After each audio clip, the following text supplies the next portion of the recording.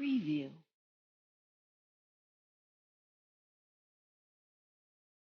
Assalamualaikum warahmatullahi wabarakatuh. Apa kabar anak-anak ibu semuanya? Semoga anak-anak ibu dalam keadaan sehat walafiat, tak kurang satu apapun.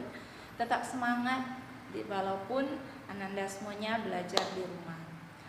Baiklah, pada kesempatan kali ini bertemu lagi dengan Ibu Nining dalam materi pembelajaran sejarah. Nah, pada kesempatan kali ini materi pelajaran kita adalah ruang lingkup ilmu sejarah ya. Nana bisa lihat dengan tujuan kita pembelajaran ya, di depan itu ada, Nana bisa lihat. Nah, jadi materi kita pada hari ini adalah ruang lingkup ilmu sejarah. Nah, yang mau Ibu Nining sampaikan ya, pertama ruang lingkup ilmu sejarah yaitu sejarah sebagai peristiwa ya. Ingat anak-anak ya, sejarah sebagai peristiwa.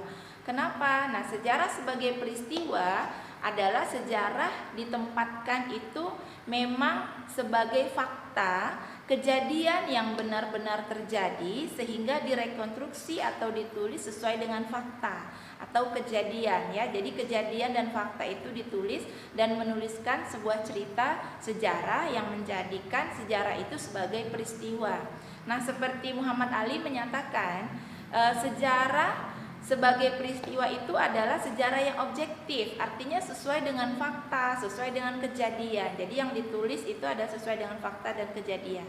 Oke, anak-anak ibu bisa lihat beberapa contoh peristiwa sejarah ya yang menjadi sejarah sebagai peristiwa. Nah, Anda bisa lihat yang pertama itu ada pembacaan naskah teks proklamasi, kemudian ada perang di Ponorogo. Nah, jadi kalau pada pembacaan naskah teks proklamasi peristiwa berarti faktanya adalah terjadi pada tanggal 17 Agustus ya. Perang di Ponorogo itu faktanya terjadi pada tahun 1825 sampai 1830. Jadi benar-benar dari fakta yang disusun. Jadi sifatnya dia objektif. Oke, sampai di sini mudah-mudahan anak-anak ibu dapat memahaminya. Yang kedua, sejarah sebagai kisah. Ya, kalau tadi sejarah sebagai peristiwa, sekarang sejarah sebagai kisah. Nah, sejarah sebagai kisah ini adalah sejarah yang menyangkut penulisan satu peristiwa oleh seseorang sesuai dengan konteks isi, ya, dan sejarah ini bisa ditulis kembali oleh orang lain. Nah, sejarah sebagai kisah itu dapat disebut juga dengan sejarah subjektif. Maksud kata subjektif di sini adalah ditulis berdasarkan sudut pandang dari penulis. Nah, kisah sejarah sebagai kisah ya, dia bersifat subjektif, ada beberapa faktor yang melatar belakangi. Oke, anak-anak bisa lihat faktor-faktor yang menyebabkan peristiwa sejarah yang bersifat kisah itu bersifat subjektif ya. Oke, anak-anak bisa lihat. Jadi faktor yang pertama yang mempengaruhi adalah adanya kepentingan dan nilai.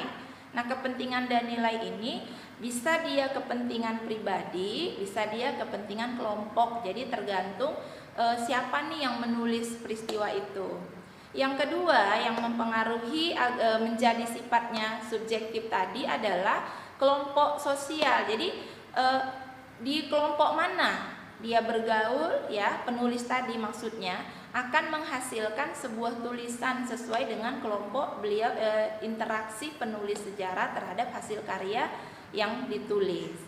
Nah, yang ketiga adanya perbendaharaan pengetahuan. Jadi semakin banyak pengetahuan penulis, semakin banyak pengalaman, semakin banyak referensi, itu juga akan mempengaruhi hasil tulisan dari peristiwa sejarah. Jadi peristiwa sejarah ini intinya sifatnya dia mengarah kepada subjektivitas dalam sejarah. Ya, yang berikutnya ada kemampuan berbahasa. Nah, jadi seorang penulis sejarah lengkap fakta, lengkap referensi, lengkap tulisan dan lengkap tingkat fakta-fakta yang ada, tetapi kalau bahasa yang disampaikan ya, yang disampaikan kepada pembaca itu tidak tepat, maka peristiwa sejarah yang akan mau diceritakan itu tidak akan sampai karena tadi pengaruh bahasa.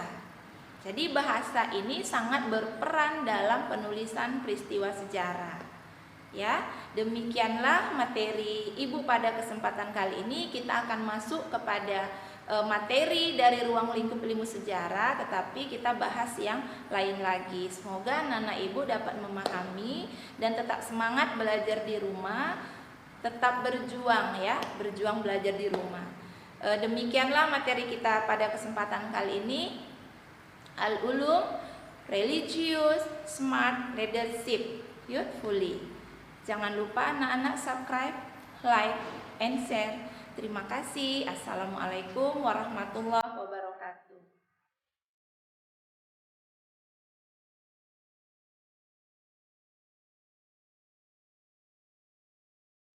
Preview.